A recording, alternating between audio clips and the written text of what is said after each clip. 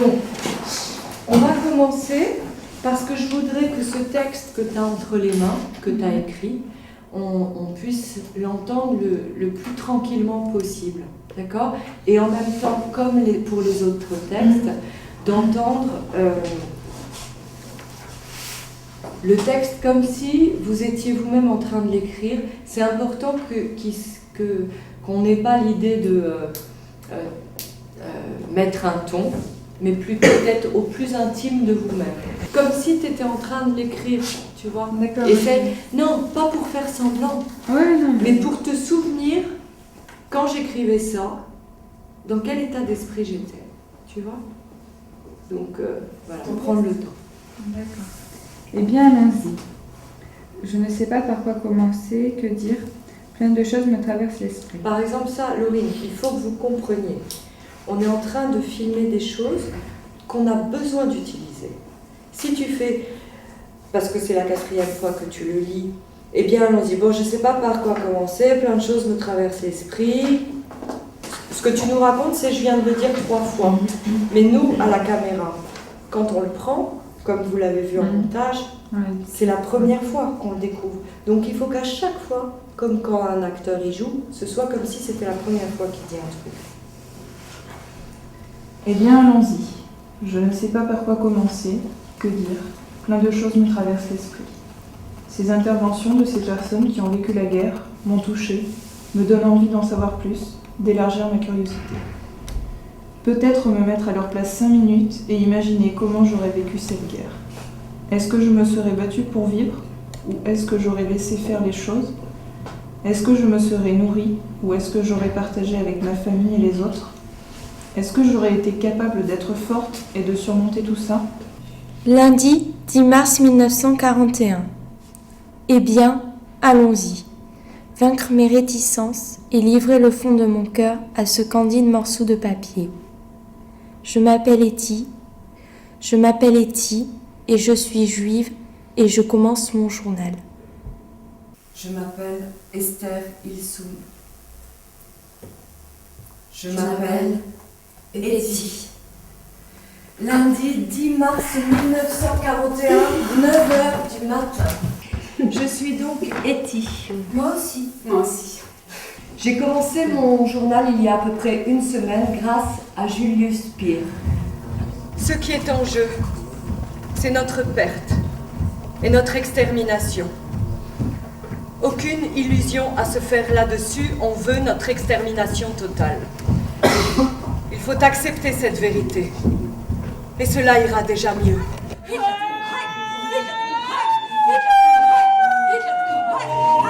Notre enfant est mort ici.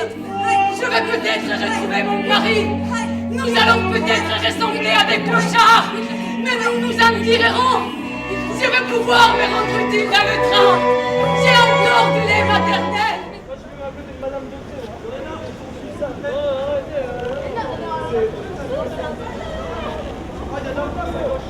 Alors, est-ce que vous avez parlé de la Seconde Guerre mondiale dans le programme scolaire ou pas encore? Très rapide rappel de la Seconde Guerre mondiale, du début de la guerre. Donc, le 1er septembre 1939, l'armée allemande envahit la Pologne et suite à ça, la France et l'Angleterre déclarent la guerre à l'Allemagne. On va appeler cette guerre la drôle de guerre puisqu'une barrière se passait pendant plusieurs mois. Et c'est au mois de mai 1940 que l'armée allemande déferle sur la France et en 5 semaines, c'est la défaite. Le gouvernement français va faire appel au maréchal Pétain pour sauver la France et Pétain va demander aux Allemands de signer un armistice. L'histoire de Pétain, c'est une histoire dont on parle un peu plus maintenant de façon juste, me semble-t-il. Pétain, c'était un héros de la guerre de 14. Ouais. Et j'ai toujours entendu mes oncles, moi, dire ce qui est connu maintenant, c'est que c'était, je crois, le seul général qui avait évité d'envoyer les soldats à la boucherie. Et il avait gardé une aura qui a subsisté en 40. Et c'est ce qui explique qu'un certain nombre de gens aient fait confiance à Pétain, alors qu'évidemment il s'est révélé après que c'était une erreur. Mais c'est à cause de ça. C'est pas parce que Vichy, ça disait pas, ça voulait pas dire grand-chose à l'époque. Bon, le gouvernement était à Vichy, mais Pétain, c'était ça. C'était, enfin, je sais pas si ce que je dis, enfin, vous avez dû le percevoir aussi. Ah ben oui. Voilà. Et alors, quand un soulagement, bon, la guerre qui finit, c'est un soulagement. D'après vous, combien y a-t-il en pourcentage de résistants en France? 50, quelle année 6%. J'essaie Ça fait 33%. C'est trop. Le Nord en quelle année, c'est ça? Oh, on va dire en 43, 44. 22. 18. C'est encore trop. 3. 2. 2, 1. 2%, ah ouais. Ah, ça casse le mythe. Hein. Ça casse le mythe, tout à fait, ouais. 2% de résistance. La résistance recrue. Maintenant Ouais. Oui. Vendredi 11 février 2011. Eh bien, allons-y. La cruauté de l'homme n'a aucune limite. Jusqu'où va la folie humaine? Pourra-t-on l'arrêter un jour? Pourra-t-on, ne serait-ce qu'un jour, un seul jour, où tout s'arrêterait? Un jour où toutes les mauvaises choses n'auraient existé. Comme la guerre, par exemple. Elle qui, par exemple... Pendant la guerre, est-ce que vous viviez par ici? Ben, pendant la guerre, j'ai vu arriver les Allemands. On était en train de sulfater, comme elle dit, que la vigne habitait sur la départementale. Et puis, tout d'un coup, ça arrive des motos avec quelqu'un dessus, les Allemands. Et puis les sicars, la mitrailleuse et les fusils et tout, ils arrivaient comme des gars qui se promenaient. Ils ont passé, mon père me dit cache-toi, voilà les Boches. Est-ce que vous aviez des souvenirs des rivalités entre Allemands qui venaient de la Russie, du front russe, et les Allemands qui venaient d'Allemagne? Est-ce que vous avez un souvenir de ces rivalités, ces clans au sein des troupes allemandes? Est-ce que vous l'avez vu ça? C'était très différent. Ouais. C'était très différent, même entre eux, ça n'allait pas trop bien. Et ils marchaient parce qu'ils étaient obligés de marcher. La plupart c'était des enrôlés, des Polonais, il y avait tout dedans. Et je vous assure qu'il y en a qui sont venus boire chez nous, des Polonais. Ils étaient enrôlés, ils pleuraient. Ah, ils ont bu du vin. Ah, c'était merci. Quand j'étais chez mon autre grand-mère et que les Allemands passaient la nuit, parce qu'il y avait le couvre-feu à telle heure, et il ne fallait pas que les lumières à travers les persiennes se voient. Il fallait tout éteindre. Et ils passaient en ligne dans la rue avec les bottes, en faisant sonner les bottes sur le bitume, en chantant Ali, allô, voilà, et ça je m'en souviens comme si c'était hier. Vraiment, ça, ce sont des souvenirs qui marquent quand même dans la vie d'un enfant. Voilà, ça reste gravé. Quand ils ont pris aussi les otages qui ont été fusillés au camp de Souges. J'avais mon voisin qui en faisait partie, Georges Vitrac. Ils ont appelé les familles quand ils les ont fusillés en répression parce qu'il y avait des officiers qui avaient été tués, des officiers allemands. Ils ont tué les otages, je ne sais combien, mais enfin beaucoup. Et mon voisin, Georges Vitrac, faisait partie de ces gens-là. Je me souviens comme si c'était hier, je revois sa femme arriver avec son bébé dans les bras, elle venait de reconnaître son mari qui avait été fusillé.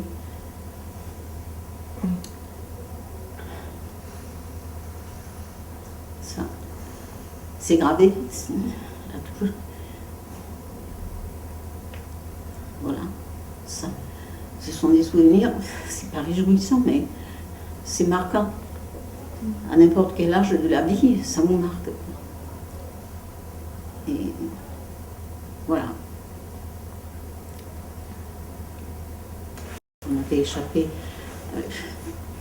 C'était un brave homme. Puis ils avaient été souvent dénoncés par des voisins. Il y a toujours des gens bien intentionnés. C'est ça qui fait mal qui fait mal parce qu'ils ont été dénoncés en tant que communistes. C'est ça. Ces gens-là. Et fusillés pour rien. Pour rien parce que je me souviens, j'étais petite, mais c'était un brave homme, comme beaucoup qui ont été fusillés avec lui. Il y en avait beaucoup. Et donc on a donné le nom, après la guerre, on a donné le nom des rues à ces gens-là. Là où ils habitaient, on a donné le nom de la rue. Georges Vitrac. Voilà, Georges Vitrac. Ça, c'est marquant. Jusqu'où va la folie humaine? Pose-moi la question. À moi. Et jusqu'où va la folie humaine? Eh bien, allons-y. Je viens de commencer à écrire pour me libérer, me vider de tout le poids que j'ai sur le dos. Je m'appelle Nicolas, j'ai 18 ans, un petit frère, 2 sœurs, une maman et mon père qui est décédé le 29 décembre 2009. Et depuis ça, je suis dépressif. J'écris des chansons pour m'aider.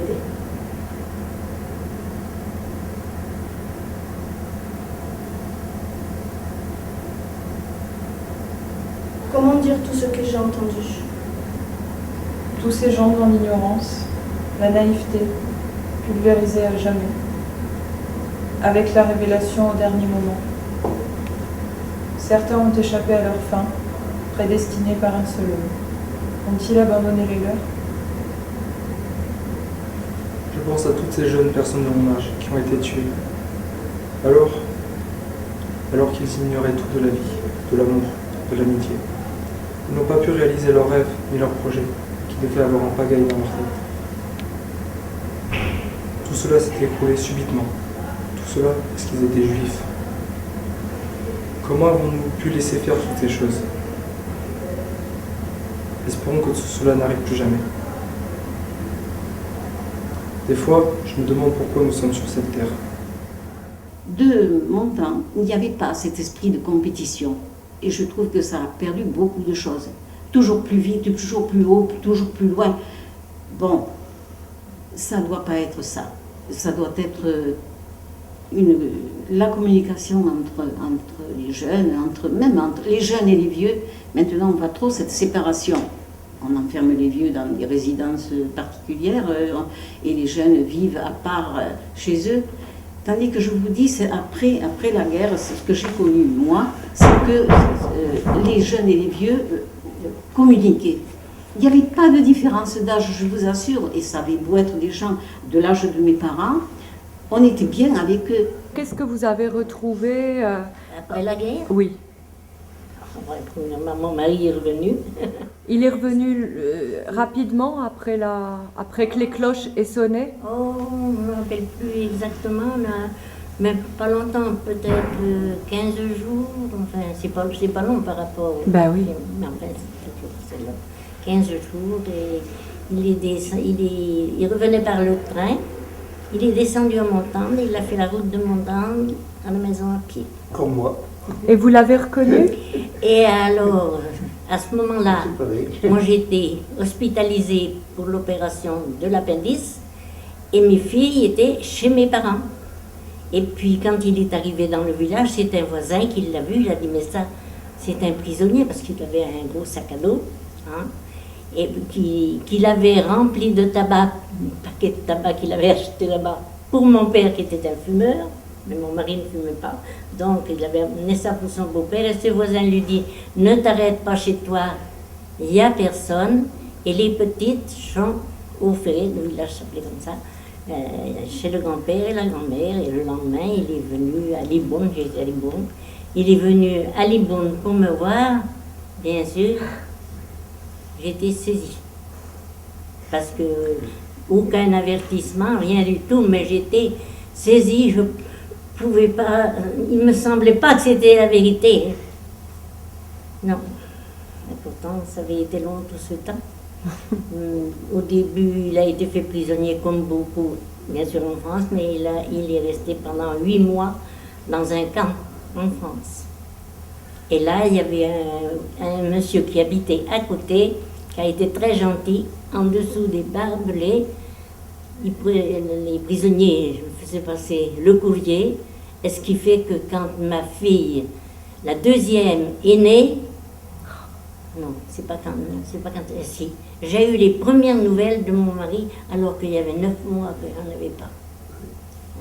J'ai eu une première lettre et les voisins me disaient, mais t'es sûr que c'est lui? Mais je dis, je reconnais son écriture, je dis bien sûr que c'est lui.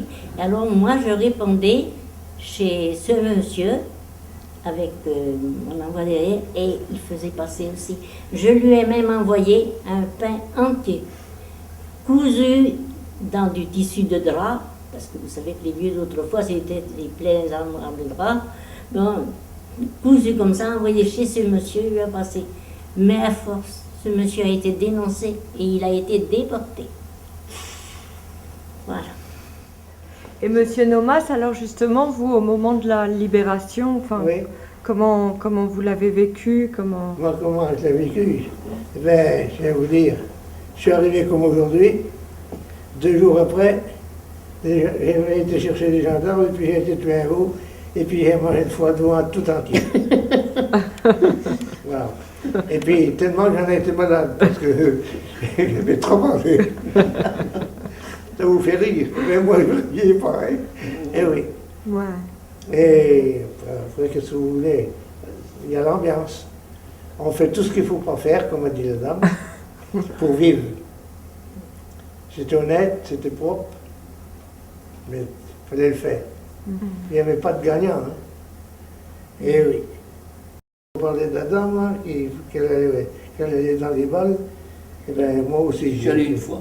Une fois? Non, mais moi, j'y allais 2 ou 3 fois par mois. Parce que j'avais un accordéon, et j'ai joué de l'accordéon, et bien, on allait dans les, comme vous dites, dans la campagne, et puis on tapait l'accordéon. Vous faisiez des bœufs. On s'amusait. Oui, mais c'est pour ça qu'il y avait quand même des choses terribles, abominables, mais les petites joies qu'on avait, on en profitait au maximum parce qu'elles étaient extrêmement rares. Voilà. Ces plus jeunes et cette classe, est-ce qu'il y aurait une chose particulière que vous auriez envie de leur transmettre, ou de leur demander, ou de leur dire? Bien écoutez, bon, c'est sûr que le travail scolaire, c'est très important. Et puis, il faut absolument bien travailler pour s'en sortir dans la vie, surtout maintenant. À mon époque, moins, enfin, quoique si, toujours ça a été primordial quand même. Et la vie en collectivité, la vie associative aussi. J'ai toujours fait partie des associations, j'ai toujours vécu en collectivité. Ça permet quand même de s'ouvrir aux autres et donc de mieux vivre et de mieux comprendre les autres, de mieux les accepter, de mieux connaître leurs différences par rapport à nous, quels qu'ils soient. Alors, je ne vais pas reprendre des propos que l'on entend à la télévision et qui sont, bon, je garde mon opinion, mais bon, mais je leur dirais que la vie associative, c'est important. Et pour la collectivité, pour le contact avec les autres, pour s'ouvrir aux autres, voilà. Et pour qu'on s'accepte mieux. Voilà. C'est important, voilà ce que je leur dirais. Moi, je voudrais les remercier déjà qu'ils soient venus pour nous, simplement, nous raconter ce qu'ils ont vécu. Et moi, je trouve que vous avez été courageux, sincèrement, d'avoir vécu tout ça, parce que je pense que certaines personnes ne pourraient pas aussi venir ici et raconter tout ça. Merci. Est-ce que vous vous souvenez peut-être d'une chanson ou de quelque chose qui vous a marqué cette période-là? Ah bah oui, on n'a pas d'accordéon, mais allez-y. Oh. Je sais pas, non. Un petit air d'accordéon. J'ai vu chanter, mais c'est fini ça. La voix elle est complètement cassée. Ah, Ginette, je vous sens. Oh non, moi. Non? On n'a pas su chanter. Enfin, je ne savais pas chanter quand j'étais jeune. Je ne sais pas maintenant. Alors Ginette, il nous reste Ginette. Ouais. Oh, non, mais moi, Si, Ginette. Je chante pas, voulez-vous que je chante la Marseillaise. Ce que vous voulez. Non. Mais ça permet de mettre un petit fond aussi sur le... Non, mais ça, tu ne dois pas me chanter. Bon, Nicolas, alors. Ouais, j'avais un très... Ça fait rien, vas-y, allez. Comme ça. Allez, moi je sais pas, vas-y. C'est pour vous.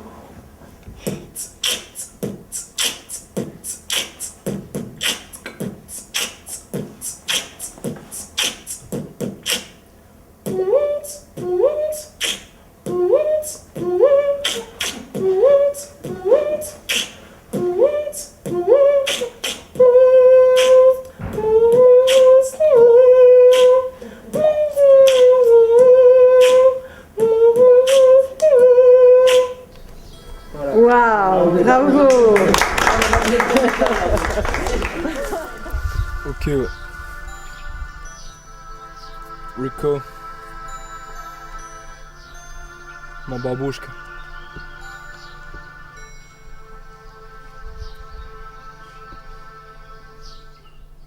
Je suis venu chanter mon devoir, toute ma peine, tout mon désespoir. Sans cette putain de guerre, je ne serais pas ici. Moi là-bas, je viens d'un pays qu'on appelle tous la Russie. Ce pays est magnifique, c'est pour ça que j'écris ceci. Pour vous raconter ce qu'elle a vécu, tous les dangers, tout ce qu'elle a encouru. Elle a été déportée par les Allemands. Ils l'ont fait travailler dans ces putains de camps. Ils l'ont envoyée dans une ferme. Et pour manger et boire, il fallait bien qu'elle se la ferme. Plusieurs fois, elle a essayé de s'échapper, mais elle ne voulait pas mourir, elle ne voulait pas se faire tuer. Et grâce à ça, elle a connu mon grand-père, toute sa descendance, et c'est pour ça que j'en suis fier. Je suis peut-être que son petit-fils, mais je sais que ces putains d'Allemands, en tout cas, lui ont serré la vis. Ouais, tout ça c'est pour ma babouchka, toutes ces personnes qui sont toujours là pour moi. C'est pour ça que maintenant je suis ici, avec tout ce monde et tout ça, c'est pour oublier mes soucis. C'est pour ça que je fais ce putain de texte, pour écrire tous mes problèmes, tout ce qui s'est passé. C'est pour ça que si je me trompe, je ferai un coup de Tipex. Maintenant tout se passe bien, tout se passe, c'est nickel, c'est pour ça que je suis bien. Dans ces pays il se passe plein de problèmes, et c'est pour ça qu'il y a les guerres et tout ce qui se passe. C'est pour ça que maintenant, moi je voudrais parler de ce qui se passe au Japon. Tous ces problèmes avec le truc nucléaire, tu sais pas. Tout ça c'est pas bon, c'est pour ça certains ont envie de se jeter de leur balcon. Mais il ne faut pas faire ça, c'est pour ça que moi maintenant je n'ai plus la flemme d'aller de l'avant. Et toujours en avançant, toujours penser les idées larges, garder les bras ouverts et ne jamais penser à demain. Parce que si tu penses à demain, t'auras plein de problèmes. Et moi dans ma tête je ne suis plus un gamin.